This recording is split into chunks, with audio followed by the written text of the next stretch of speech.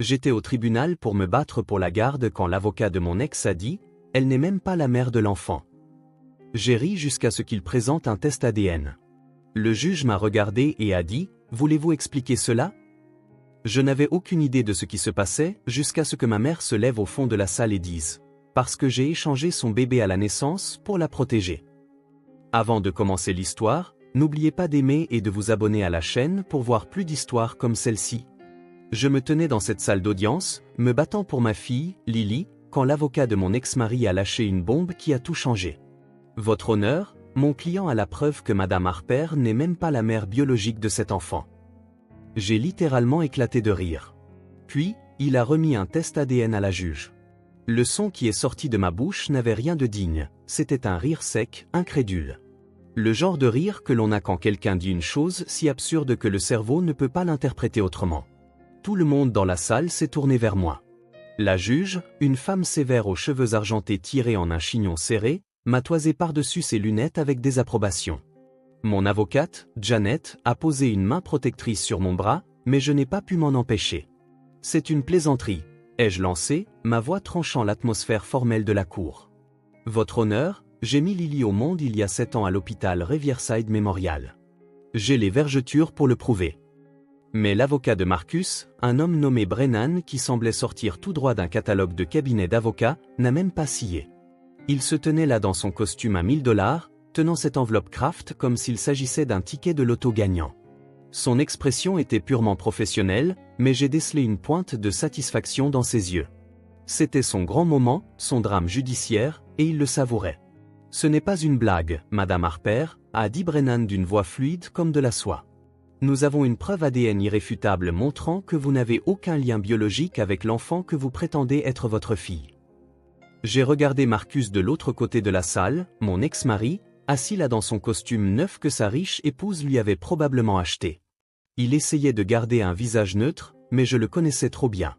Je voyais l'anticipation dans sa façon de se pencher légèrement en avant, dans ses doigts qui tambourinaient contre sa cuisse.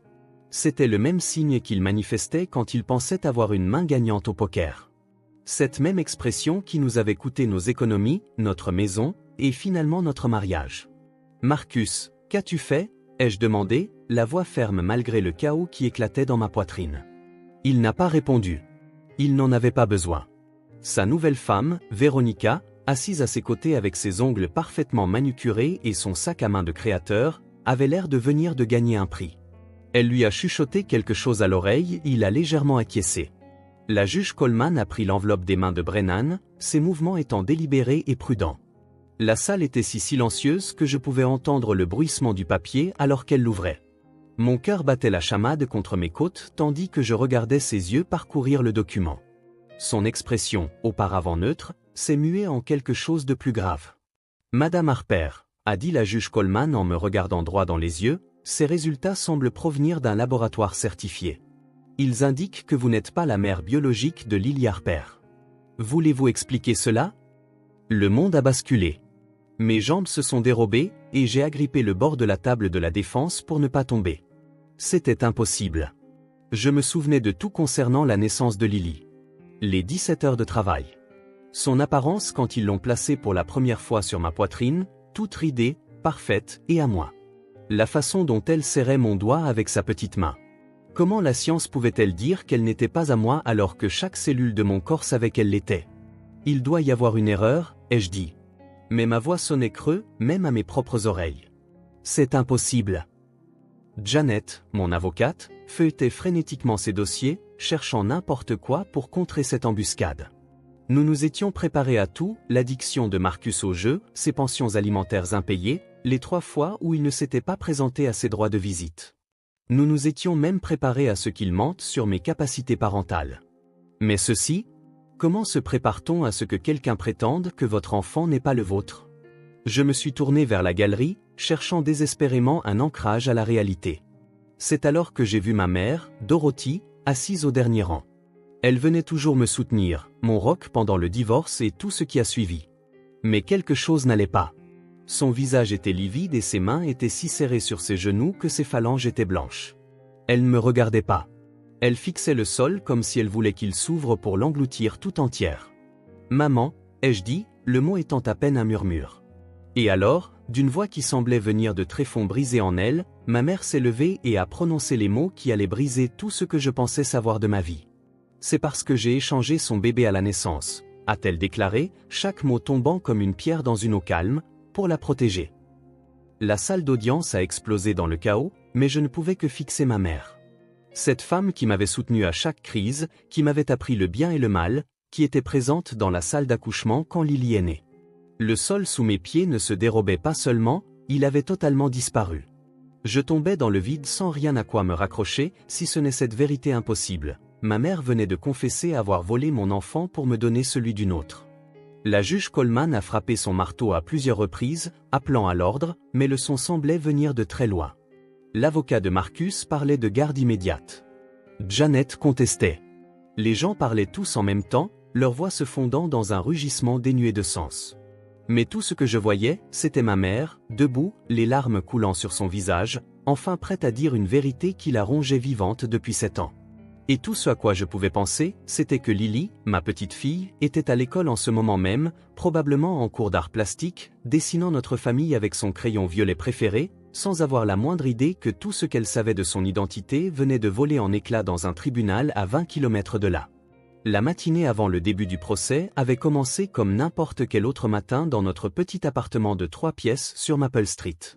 Lily avait bondi dans ma chambre à 6h30 précise, ses boucles sauvages partant dans tous les sens, traînant derrière elle son éléphant en peluche, Monsieur Peanuts. « Maman, c'est un jour à gaufres ou un jour à pancake ?» a-t-elle demandé en grimpant sur mon lit avec la détermination d'une alpiniste. « Définitivement un jour à gaufres », ai-je répondu en la serrant dans mes bras.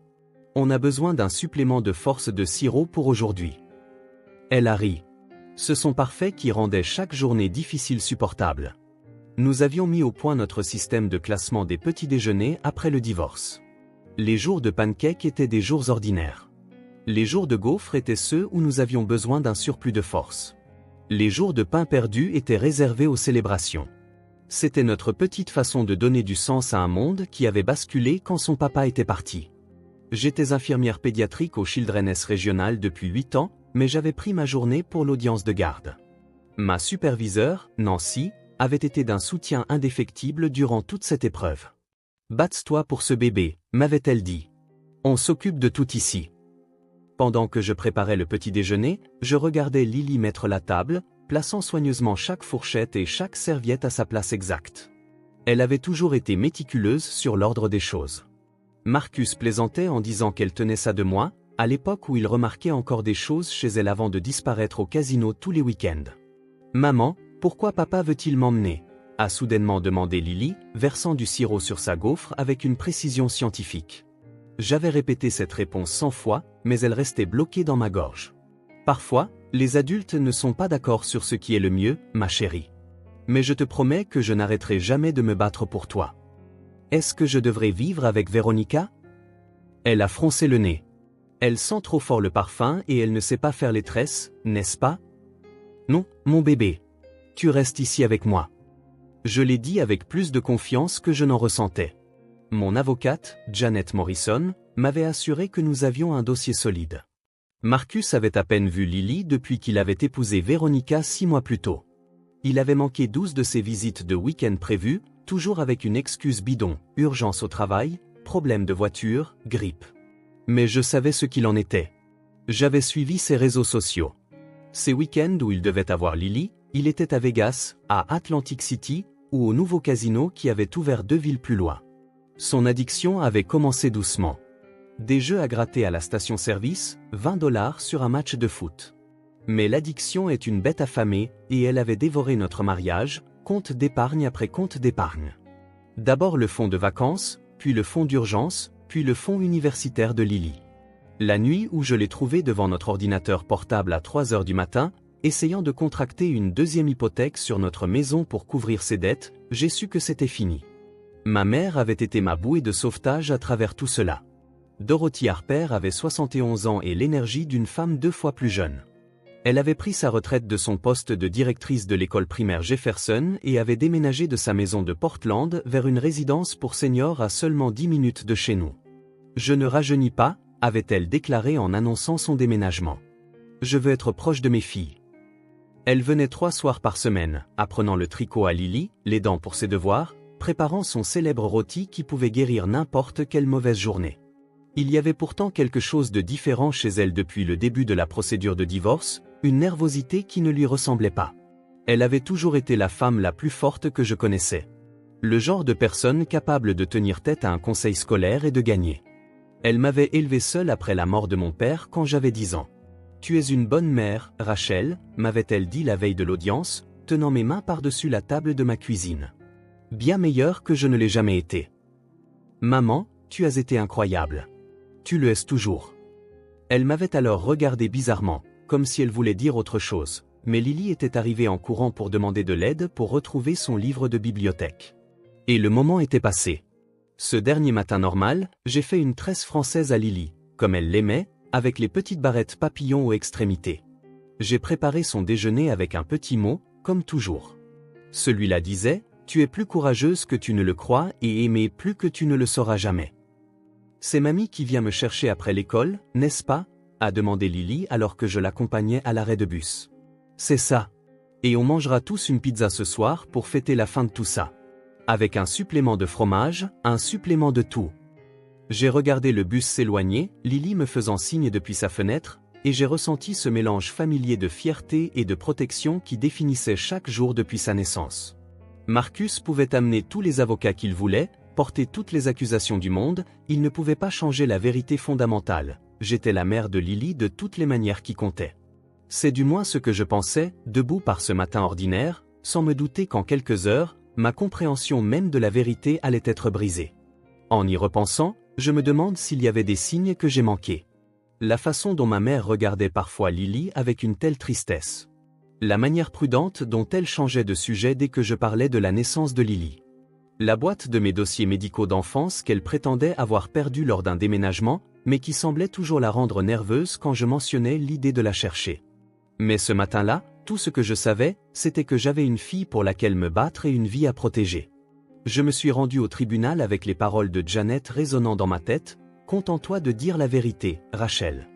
La vérité gagne toujours. » Elle n'avait aucune idée à quel point elle allait se tromper. Le palais de justice sentait le vieux bois et la cire, exactement comme lors de ma procédure de divorce 2 ans plus tôt. Janet m'a rejointe dans le hall, sa mallette dans une main et un sourire rassurant sur le visage. « Prête à en finir ?» a-t-elle demandé en ajustant sa veste de tailleur bleu marine. « Plus que prête », ai-je répondu, bien que mon estomac soit noué par l'anxiété. Nous sommes entrés dans la salle d'audience 3B à 9h45 précise. Marcus était déjà là avec son avocat. Tous deux discutaient à voix basse à leur table. Marcus avait changé. Nouvelle coupe de cheveux, costume coûteux, montre en or que je n'avais jamais vu. L'argent de Véronica l'avait transformé en quelqu'un capable de jouer le rôle d'un père responsable, du moins en apparence. Véronica était assise au premier rang derrière eux, tapant sur son téléphone avec ses ongles parfaitement manucurés. Elle a levé les yeux quand nous sommes entrés, ses lèvres s'étirant en ce qui aurait pu être un sourire, mais qui ressemblait davantage à un rictus méprisant. J'ai reconnu son sac Hermès et je me suis demandé comment Marcus avait réussi à convaincre une personne riche de l'épouser. Après tout, il avait toujours été charmant quand il voulait quelque chose. La juge Coleman est entrée précisément à 10 heures. C'était la même juge qui avait traité notre divorce. Une femme d'une 60aine d'années, sans fioritures, réputée pour déceler les mensonges et se soucier profondément du bien-être des enfants. J'avais été soulagé d'apprendre qu'elle présiderait l'affaire de garde. « Bonjour », a déclaré la juge Coleman en s'installant dans son fauteuil. « Nous sommes ici pour l'affaire Harper contre Harper concernant la garde de l'enfant mineur Lily Harper, âgée de 7 ans. J'ai examiné tous les documents soumis. Maître Brennan, vous pouvez commencer. » L'avocat de Marcus s'est levé, boutonnant sa veste de costume avec une aisance calculée. Thomas Brennan semblait être né dans un tribunal. Tout en lui n'était qu'angle vif et mouvement calculé. Marcus avait réussi à s'offrir l'un des avocats en droit de la famille les plus agressifs de la ville. Votre honneur, nous avons l'intention de démontrer que Madame Rachel Harper a systématiquement éloigné mon client de sa fille, et que la garde devrait être modifiée pour accorder la résidence principale à Monsieur Marcus Harper. Janet s'est levée d'un bond, objection. Monsieur Harper a manqué 70% de ses visites prévues au cours des 6 derniers mois. Votre honneur, a poursuivi Brennan avec fluidité, Ces absences étaient dues au conflit d'horaires délibéré créé par Madame Harper et au fait qu'elle empoisonne l'enfant contre son père. C'est un mensonge, ai-je murmuré à Janet. Elle m'a tapoté la main, me rappelant de rester silencieuse. De plus, a dit Brennan en sortant un dossier, nous avons des inquiétudes concernant l'aptitude de Madame Harper en tant que parent.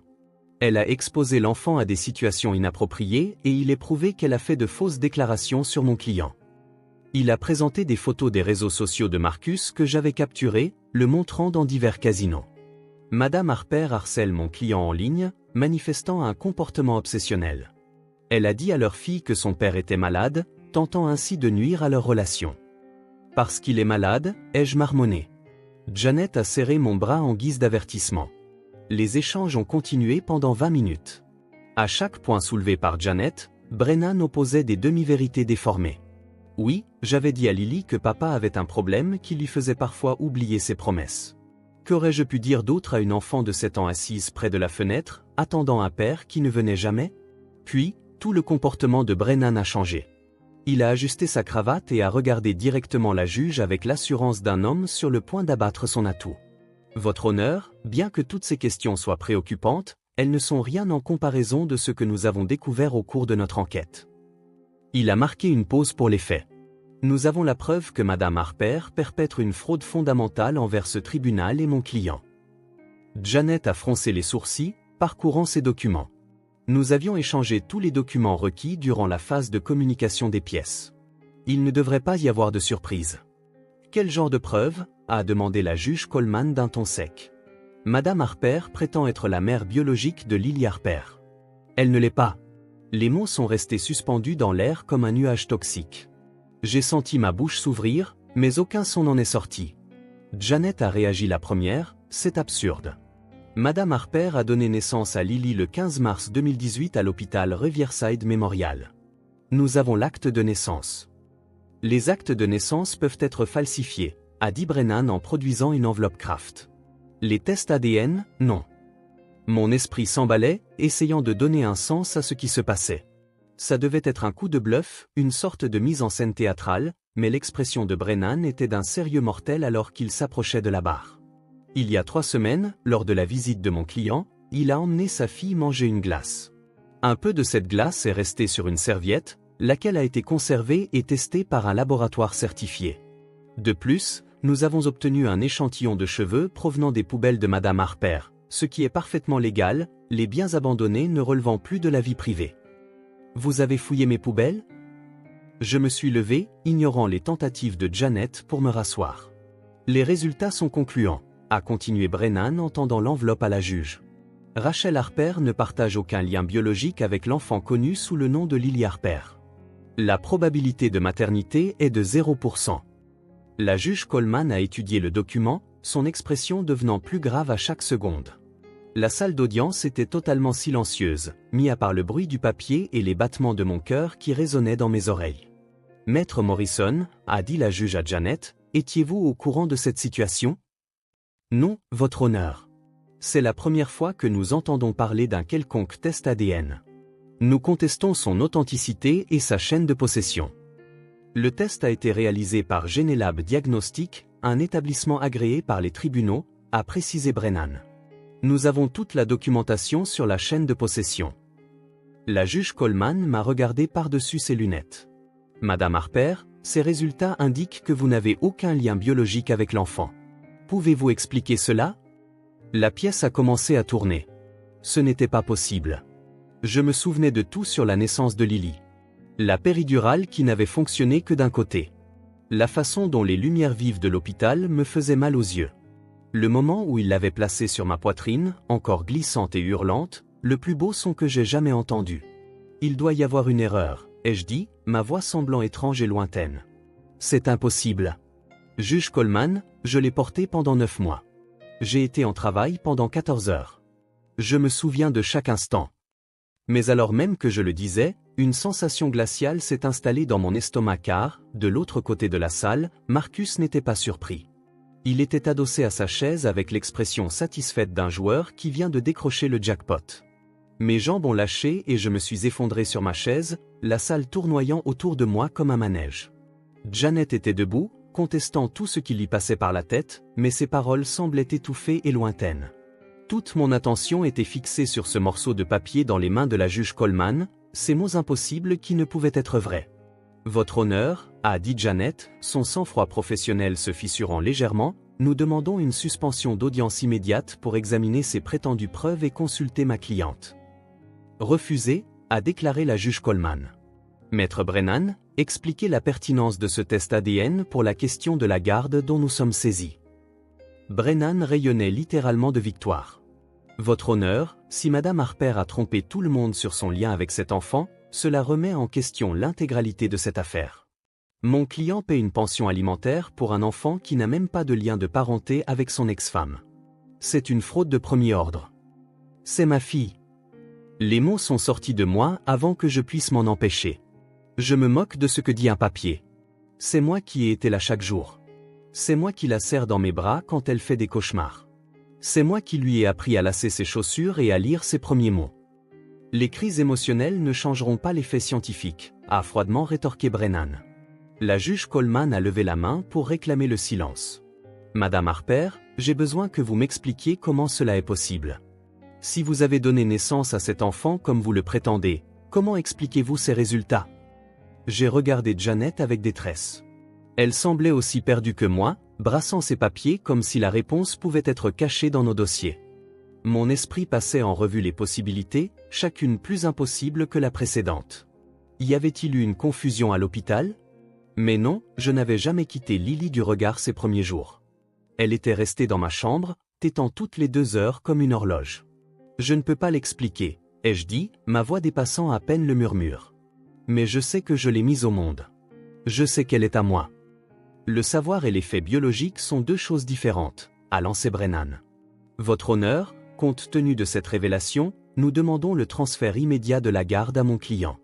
Manifestement, Madame Harper n'a aucune légitimité en tant que parent de cet enfant.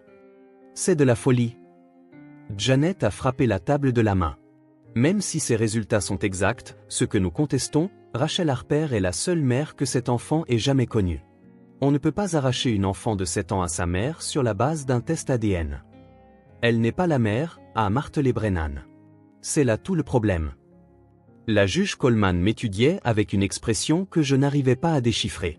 Le silence s'étirait, seulement rompu par le bourdonnement des néons et quelqu'un qui toussait dans le public. C'est alors que je l'ai entendu. Un bruit venant du fond de la salle.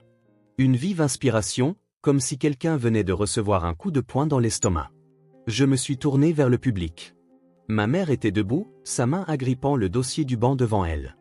Elle tremblait, son visage était pâle comme un linge et des larmes coulaient sur ses joues. « Maman » ai-je dit, confuse par sa réaction. « Ça va ?»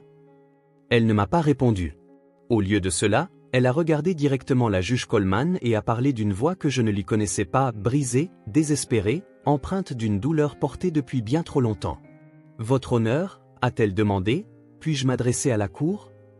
La juge Coleman a froncé les sourcils. « Madame, êtes-vous un témoin dans cette affaire ?» Je suis la mère de Rachel, Dorothy Harper. Elle a pris une respiration tremblante. Et je dois dire la vérité. Brennan a commencé à protester, mais la juge l'a fait taire d'un regard. Poursuivez, Madame Harper.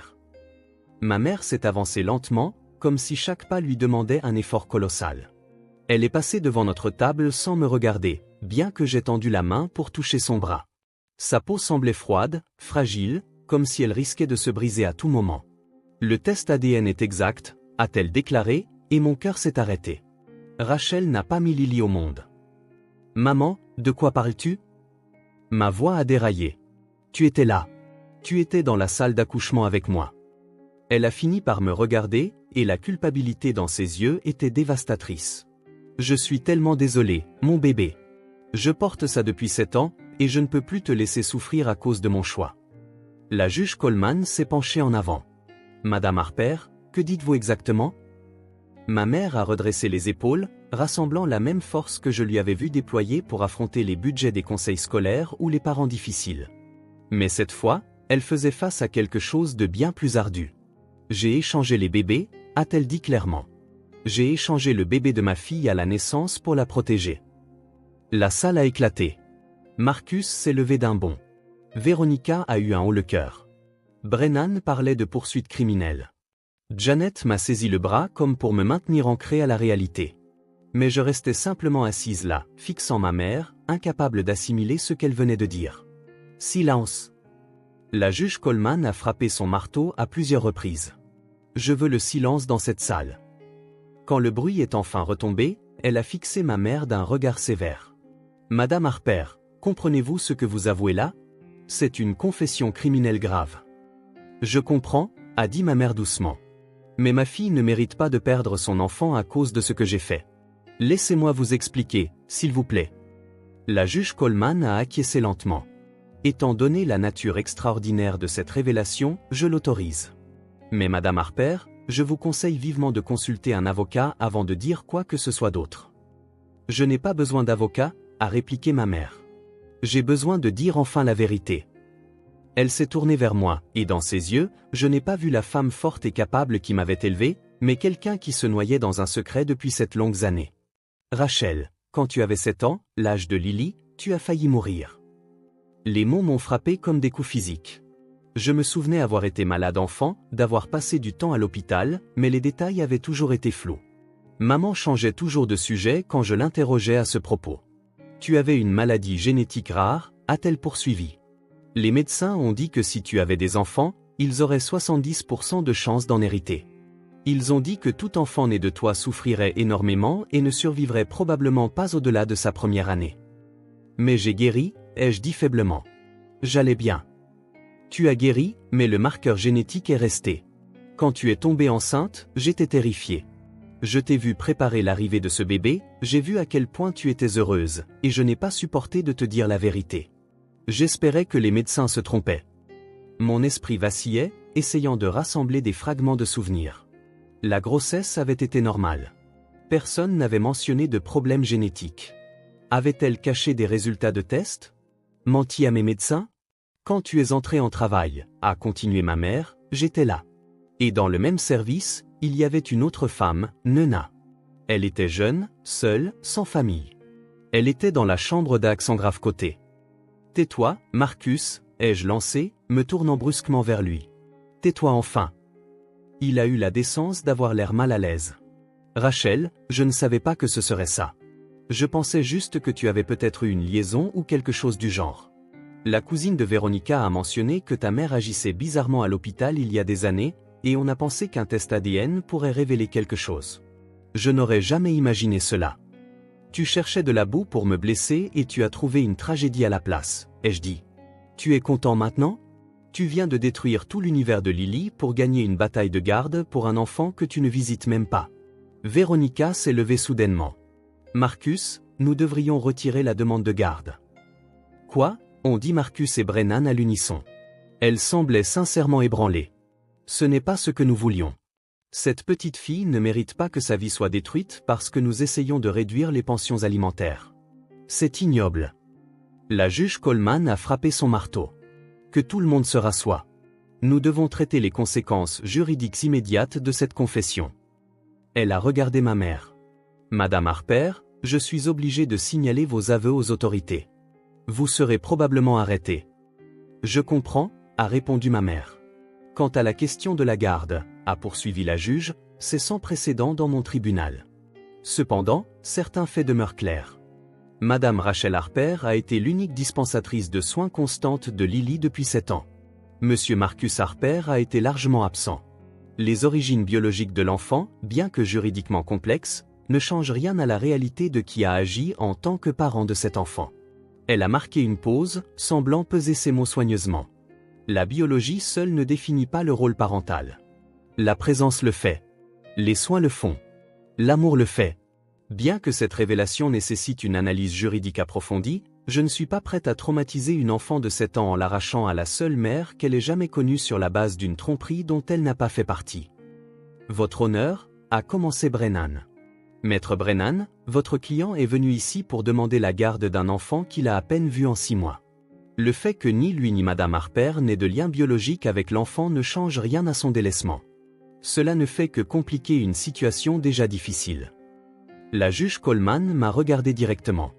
Madame Harper, Vous devrez engager un avocat en droit de la famille spécialisé en adoption et en garde. Il y aura des enquêtes, peut-être des poursuites pénales contre votre mère, et certainement une révision du statut légal de Lily, mais pour l'instant, Lily reste sous votre garde. L'audience est levée en attendant un complément d'enquête. Le marteau est tombé avec finalité. Ma mère a été immédiatement approchée par 2 huissiers. Elle n'a pas résisté, n'a même pas eu l'air surprise. Elle savait que cela arriverait au moment où elle s'était levée pour parler. Alors qu'il se préparait à l'emmener, elle m'a regardé une dernière fois. Je suis désolé, Rachel, mais je ne regrette pas de vous avoir sauvées toutes les deux. Tu es la vraie mère de Lily de toutes les manières qui comptent. Ne laisse personne te dire le contraire. Puis elle est partie, emmenée avec des menottes, et je suis resté là, seul dans une salle d'audience qui venait d'être témoin de la destruction totale de tout ce que je pensais savoir de ma vie. La voix de ma mère était devenue plus assurée au fil de sa confession, comme si le fait de libérer enfin ce secret lui donnait de la force. La salle d'audience restait silencieuse, suspendue à ses lèvres. Nena est entrée en travail 2 heures après toi, a-t-elle dit. Je l'entendais à travers les murs, hurlant sans personne pour lui tenir la main. Les infirmières étaient débordées cette nuit-là. Il y avait eu un carambolage, les urgences étaient en plein chaos. Je faisais des allers-retours entre ta chambre et la sienne, lui apportant de la glace pilée, lui disant qu'elle s'en sortait très bien. Je ne me souvenais de rien de tout cela. Les antidouleurs et l'épuisement avaient tout rendu flou. Tout ce dont je me souvenais, c'était d'avoir poussé, de Marcus qui se plaignait de rater un match, et du premier cri de Lily.